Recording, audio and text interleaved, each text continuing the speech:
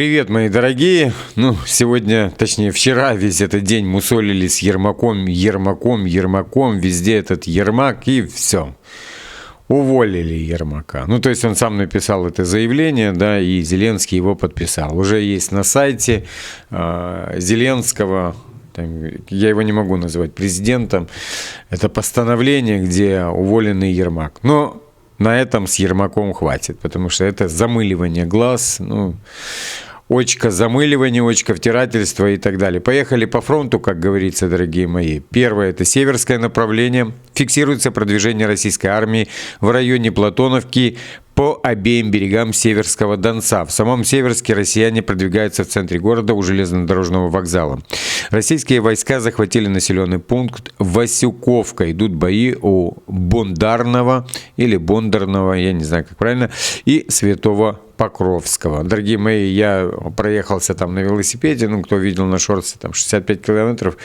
Глаза просто задутые ветром, поэтому могу где-то там промахиваться, чтобы знали с самого начала. На Лиманском направлении российские войска заняли несколько позиций в окрестностях песчаного карьера у Лимана.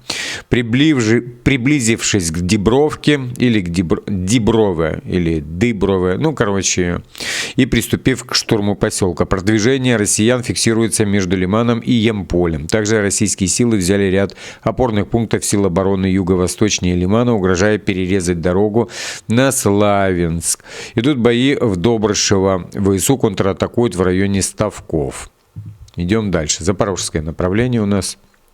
Идут бои в районе Новоданиловки и Новоавдеевки. Также продолжаются тяжелые бои за Степногорск и Приморское. Дорогие мои, переходим на Покровское направление. На Покровском направлении ВСУ продолжают удерживать часть Мирнограда, но оставляя попыток перебрасывать в город подкрепления. Там уже им листовки сбрасывают, я вам покажу, есть у меня это видео.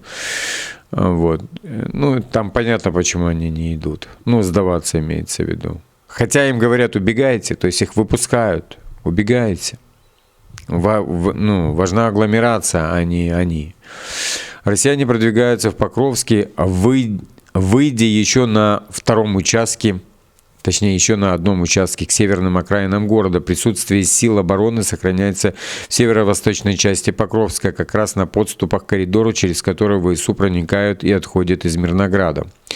Со стороны Покровска российские силы развивают атаки в сторону Гришина, пытаясь сделать брешь в обороне ВСУ западнее агломерации. Российские военные уже закрепляются на окраине села, представляющего из себя укрепрайоны украинской армии. Более того, весь рубеж от Гришина до Удачного пришел в движение. Недавно отсюда появлялись свидетельства присутствия россиян на опорных пунктах Северная Котлино или Котлино. Я хочу сказать, что даже украинские военные подмечали для себя, что основная цель для россиян – это не поубивать их, а именно территориальная, чтобы они отодвинулись оттуда. На фронте продвижения ВС РФ у Гуляйполя и на фоне продвижения, я же говорю, что глаза, конечно, поднадуло сильно. Сегодня очень холодный ветер был. Я уже потом под конец расскажу об этой поездке. На фоне продвижения россиян у Гуляйполя и Покровска линия фронта у Новопавловки долгое время оставалась относительно статичной. Российские войска несколько месяцев вели бои на рубеже Ивановка, Филия. Но уже к концу ноября смогли занять большой участок территории.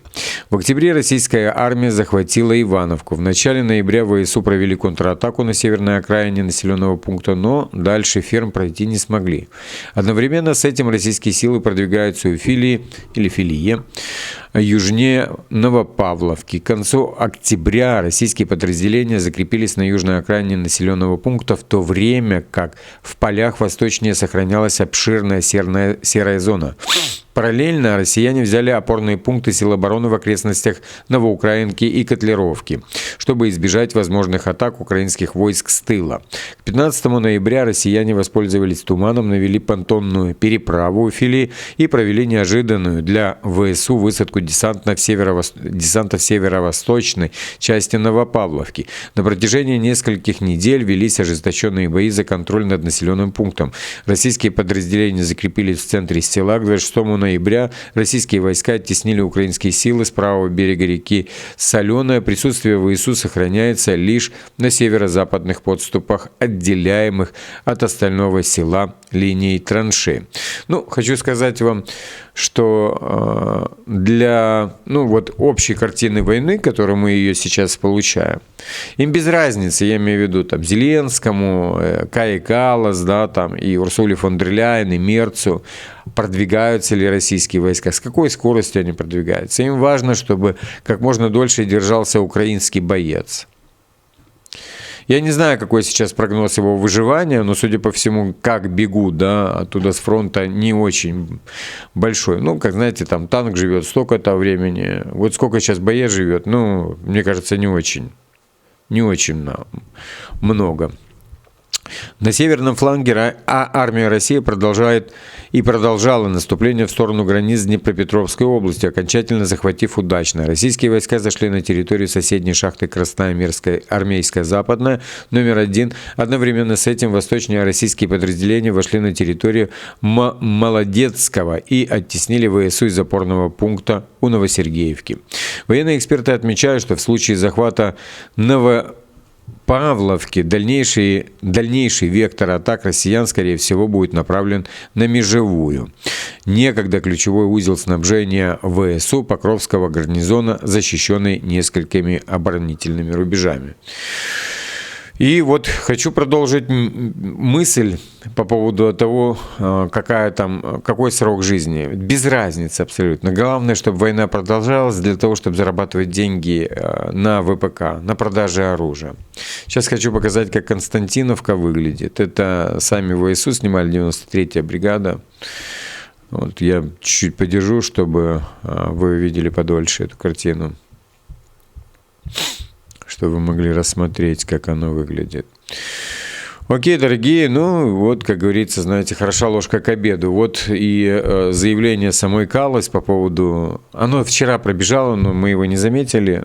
Точнее, я его заметил, но я его в новости не включал. А вот сегодня включил, потому что есть две интересные вещи по поводу той же Каллас. Значит, Каллас рассказывает о том, что за 100 лет Россия провела 19 войн, то есть напала на 19 государств. Сейчас посмотрим маленький отрывок, но это важно там для самого YouTube, а потом я переводить там нечего. Ну, я кратко переведу и все. Last 100 years, Russia has attacked more than 19 countries, and some as many as 3 or 4 times. None of these countries has ever attacked Russia. So, in any peace agreement, we have to put the focus on how to get concessions from Russian side. Ну, вот так кратко перевод. За последние 100 лет Россия напала более чем на 19 стран. На некоторые из них по 3-4 раза даже нападала. Ни одна из этих стран не нападала на Россию. Ну, это заявила Каллас. Если посчитать, да, даже вот можете у чата GPT взять статистику всех войн, да, которые там с 25 года по 25, то есть 925 по 25. Всего лишь 10 войн, где именно принимала участие Россия. А Каллас берет войны, в которых якобы принимала участие Россия. То есть там на стороне, допустим, Вьетнама, да, на стороне там Афганистана. Она считает, что Россия напала, да, там, как вот, знаете, вот той же Северной Корее. Россия и Китай помогали, да, и до сих пор там помогают им.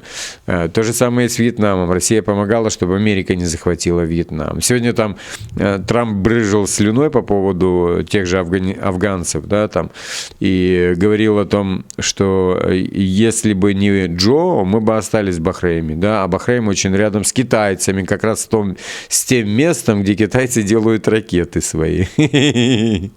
А теперь они туда не попадут, понимаете? Они туда попали, чтобы поджаться ближе к китайцам. Ну, уже все, ушла. Так вот, 10 войн всего лишь. Всего лишь 10. Я могу вам быстренько перечислить. Советско-китайский конфликт, это в 25 году, который был, да, советско-финская война, которая была точнее, китайский конфликт в 29-м, финская война была 39-40, потом Великая Отечественная 41-45, потом война против Японии, там короткая, 45-й год, потом афганская 79-89, и потом чеченская кампания, да, которая 94-96, это с Ельцина, да, вторая чеченская кампания 99-2000, и война Грузии 2008, Сирия 2015. Ну и понятно, что Украина с 2014. Все? Что там Каллас придумал? Ну ладно, россияне уже все устали от этой Каллас. Российские силовики планируют возбудить несколько уголовных дел против главы дипломатии ЕС Каи Каллас. Такую отмашку силовикам уже дал лично президент Путин, который резко и негативно отреагировал на последние русофобские заявления. Речь идет, в частности, о требовании Калласа ограничить военный бюджет, численность вооруженных сил России, а также высказывание главы евродипломатии, что Россия за последние 100 лет напала на 19 стран. Я не знаю, я ее не смотрю. Видно, Путин смотрит, либо... Не знаю, ну на кого смотреть? Как у нас в Одессе говорят, это городская сумасшедшая. Вот у нас там бегала такая, там Америка нападет и все такое. Вот. Одесситы знают, да, у нас там достаточно городских сумасшедших, у нас город такой. Вот. Не сумасшедшими, у нас просто они в какой-то ореол. Прямо мы их берем, мы их все любим, мы их все знаем, они все у нас знаменитости. У каждого есть там, у нас один напильником играл на бутылке, да, другой там ходил там кому-то передавал какие-то сигналы. Вот эти бабушки, которые у нас там ходили с красивыми прическами, одна там. У нас, вот, и она бы вписалась бы. Она бы реально вписалась бы. Мы бы ее любили все, да. Так что они у нас как-то жили все, соседствовали. Вот, конечно, война там поколошматила. Вот. Боюсь, восстановлению не подлежат, но появляются новые всякие дурачки. Вот. Мы их там не помещаем в дурку, да. Они просто вот они в обществе живут. Мы просто все их знаем. И она бы тоже втесалась бы туда, в этот, как это сказать, в этот кружок, да, такой. Он небольшой, их вот реально на пальцах посчитать. Вот. Есть, да, передачи где-то там про одесских сумасшедших. Вот. Но одесситы очень относятся толерантно к таким, как Каллас, на самом деле. Хотя они не такие агрессивные все, которые у нас там. Вот. Окей, поехали. Тут еще одна интересная информация, что Генштаб ВСУ расформировывает иностранный легион. 3 боевых батальона Интернационального легиона территориальной обороны, известно как Иностранный легион, будут упразднены. Один переведен в статус учебного, приблизительно 1000 оставшихся легионеров планируют распределить по обычным бригадам сухопутных войск. И что они на педали встанут. Решение принято на фоне высоких потерь и истощения численности наемников. Как на фоне, так и деморализации, оттока добровольцев. Таким не платят деньги. Они не едут туда. Их кидают. Ну, типа, на бабки их кидают, как вот и украинцев. Понимаете, вся проблема там не в Ермаке и не в этих схемах Миндича, а в тех деньгах, которые не получают военные. Просто военные молчат об этом, я не знаю по какой причине. Без ног, без рук и так далее. Там уже, знаете, вот эта семья называется, там не из 2 человек, а из 1,5 человека называется семья. И вот не получают они денег. Не получают. Я смотрю, там в России, как раз из-за того, что там достаточно получают денег, там уже куча дел уголовных, да, где там вымогательством занимаются некоторые люди у ветеранов войны. Ну, как тяжело их людьми назвать, но в любом случае, то в украинской стороне люди не получают денег. Какие-то азовцы там получают какие-то деньги, а основная масса нет. Так вот, и иностранцы тоже ничего не получают. Я смотрел в ТикТок, просто завален этими латиносами, которые рассказывают о том, что их детей не могут они найти. Прислали, что он где-то пропал. Вы же знаете, стоит конченая, эта жирная не буду материться, да, лицо, можно так сказать, и рассказывает им просто с тупой мордой, что ничего не знает, ничем не поможет. Вот и все. Они же даже пытались проводить митинги, их родители приезжали, чтобы хотя бы тело отдали, если денег не дали, хотя бы тело отдали. Так что упразднили. Ну вот я и листовки хочу показать как раз, которые сейчас раскидывают для ВСУ в те районы, где они находятся. Ну, и я скажу, они там с матом все говорят, там опять эти раскидывают листовки, типа, если что там прилетело, листовки эти раскидывают. Хотя там, вот видите, ну там, посмотрите, вы уходите или сдавайте, сохраните себе жизнь. Остаться в Гуляйполе значит погибнуть. Действительно погибнут. А также вы и останутся. Ну, ладно, он убьет там одного русского, как он хочет, но потом его убьют. И какой смысл? Если ты уйдешь, тебе и убивать никого не надо. Ну, и сам живой останешься. Я не знаю, Господи, что с людьми происходит. Уже полно информации. Уже там, ну, информации меньше, чем дезинформация становится. Ну, большой объем. Ну, раньше была одна сплошная дезинформация. Сейчас очень много информации. Нормально, достаточно, что молодые пацаны, они все это считывают и потом рассказывают, простите, вот, о том. Окей, хочу показать тут интересную вот новость, то, что заявляет Телеграф непосредственно. Я не знаю, вот это вбросовая помойка.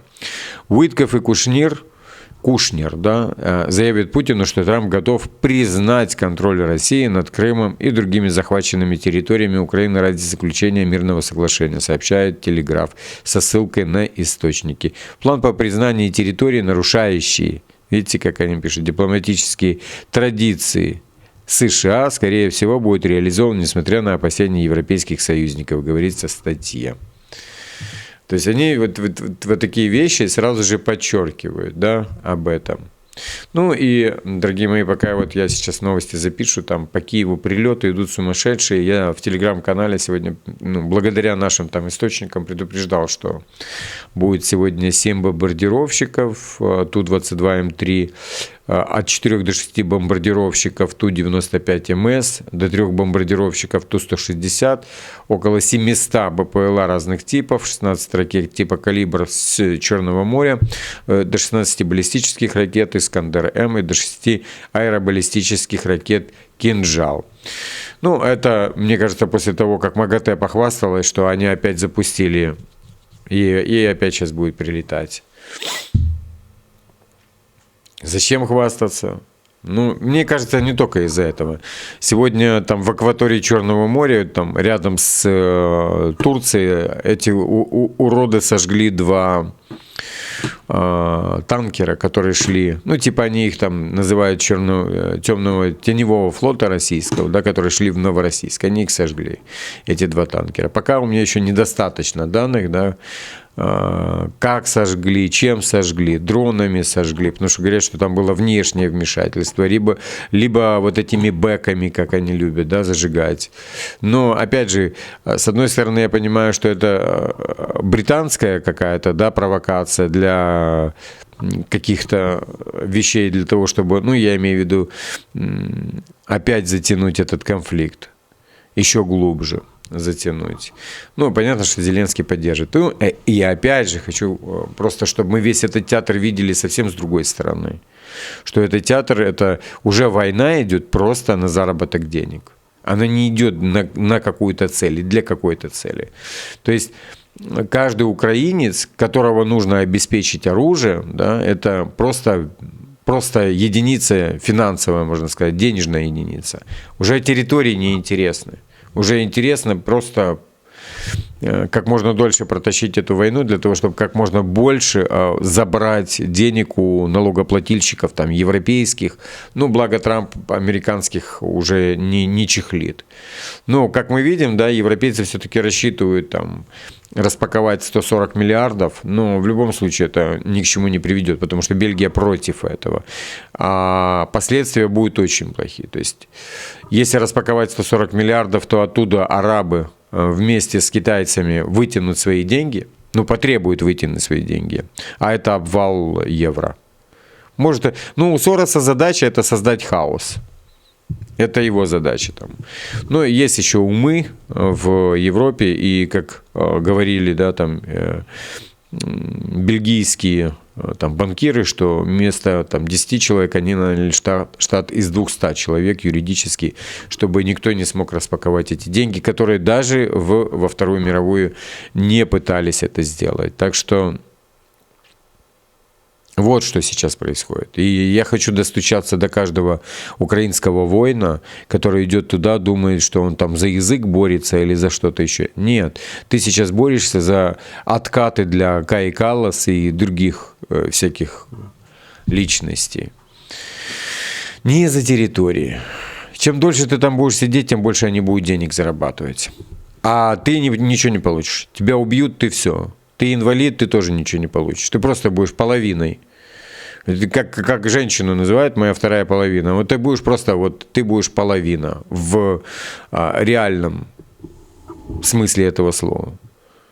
Ты будешь половиной, и все. Так что так, дорогие мои, сегодня это знаете, это не покатушка в кайф была, это именно была такая цель. Потому что у меня одна машина стоит, ну, наш Крайслер любимый, да, который там, блогер-мобиль, стоял на СТО. Вот, на СТО в 65 километров. И, ну, они просили меня приехать и забрать его. Я приехал, но я забрать его не могу. Я приехал на Тесле, а забрать не могу. Но в чем причина? Почему я решил на велосипеде этот дать дальнобой такой? Ну, это не дальнобой, на самом деле. Я больше замерз.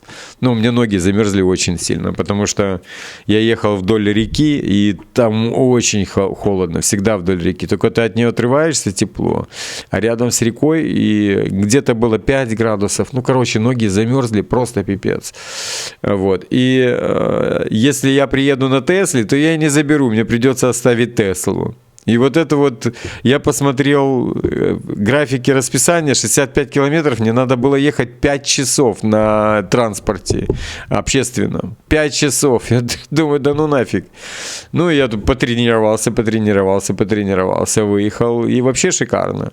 Просто шикарно. Меня больше вот глаза надуло очень, ну, очень жестко. И ноги замерзли. Все остальное как бы нормально. Я 3 этими делал, ну, рывками, то есть 20 километров там перекусил, другие 20 километров и третьи 25 километров уже проехал. Вот третьи самые были такие, потому что седалищные кости, ну, на которых ты сидишь на этом седле, ну, вот на спортивных сиденьях, вы знаете, даже памперс не спасает, ну, так называется, да, там на велошортах там стоит велопамперс, вот, и болят кости просто пипец. Очень болят. А когда у тебя ноги замерзли, тебе нужно встать, покрутить педали стоя, для того, чтобы отошла кровь. Ну, она же там как гематома скапливается на этих костях. Чтобы она отошла оттуда, а на замерзших ногах стоя, такая пытка. Это просто пипец. А перед этим я стоял в Декатлоне и смотрел на бахилы, ну, которые одеваются как раз на обувь, для того, чтобы как раз не замерзали ноги. И такой думаю, а зачем в Испании нужны бахилы? Ну, теперь я понял. Теперь у меня полный нос соплей. Но я вам скажу, это кайф. То есть я дома тренируюсь, я где-то в день проезжаю дома там, по 30 километров на станке. Вот. Но для того, чтобы восстановить, ну, 3 года я не катался, я сел, и вот там, ну, я не на больших там ватах иду, и пульс такой шумный, очень, вот.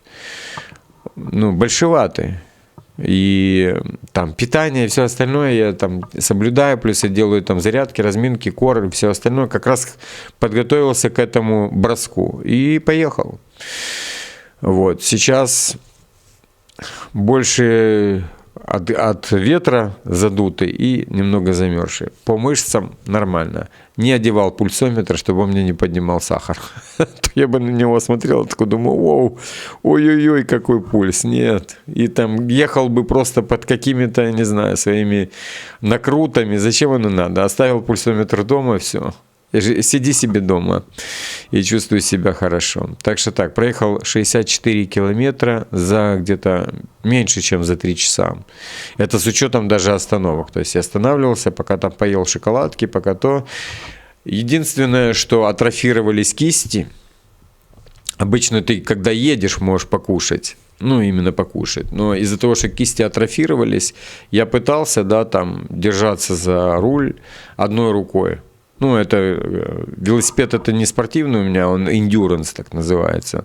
Для таких долгих, длинных, удобных покатушек. Там дело не в скорости. Вот. И ты, когда держишься за руль, то получается у тебя такая, ну, атрофировалась рука. То есть я дома там делаю всякие планки и так далее, но планку ты делаешь там на локтях. Вот. И отжимания, ну отжимания, они же там такие получаются, у нас интервальные, пару раз там поделал и все. А тут ты постоянно держишь этот руль, вот, и у тебя получается не то, что крепатура, а руки начинают аж дрожать, потому что от непривычки. То есть связки, да, отвыкли, атрофировались. То есть, 3 года не катался, дорогие мои. Такие были какие-то там где-то на этих арендованных велосипедах, но то фуфло, то не дальнобой, там где-то 5-10 километров проедешь, и все. А здесь именно вот 65 километров, я просто замерз, надул ветер и руки. Поэтому приходилось останавливаться, кушать. Ну, ушло в расход где-то 2 литра воды и 4 шоколадки, и все. Ну, там не шоколадки, там специально для велосипедное такое питание идет. Там углеводы и всякое такое. Так что немножечко так подразмотал, но зато мозги почистил. Вот завтра, сейчас я там выпью всякие там от простуды хрени и чуть на восстановление, и завтра в бой, как обычно, дорогие мои. Всегда с вами. Подписываемся обязательно, кто не подписан. И я вас всех обнял.